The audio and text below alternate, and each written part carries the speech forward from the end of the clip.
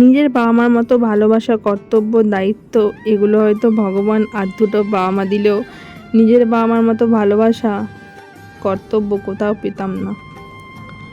তো এই কথাগুলো বলার একটাই কারণ, একটা মেয়ের বাবা মা হওয়া যে কতটা কঠিন এটা হয়তো যারা মেয়ের বাবা মা তারাই বোঝে।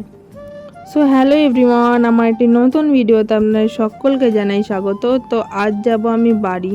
তো বাড়ি যাওয়ার জন্যই রেডি হচ্ছিলাম। এখানে কিছু মানুষ বলবে ওটা তোমার নিজের বাড়ি নয়, শ্বশুর বাড়িটাই নিজের বাড়ি।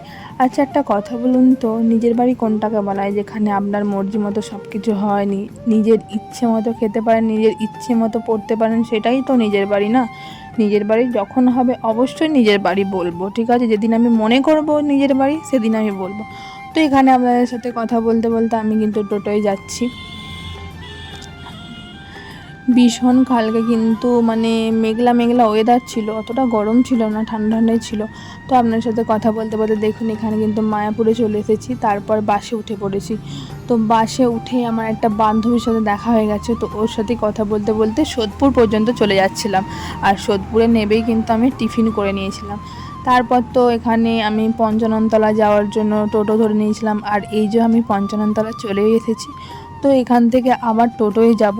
তো টোটোর জন্য দাঁড়িয়েছিলাম, তো দাঁড়িয়েই দেখছিলাম টোটো তো আসছিলও নয়, তাই আমি একটু হেঁটে হেঁটে যাচ্ছিলাম। তারপর একজন টোটো এলো, তো টোটোয় উঠে আবার যাচ্ছিলাম। তো এখানে কিন্তু কানাড়িয়া ব্রিজ পড়বে, তো আপনারা তো সকলেই চেনেন কানাড়িয়া ব্রিজকে।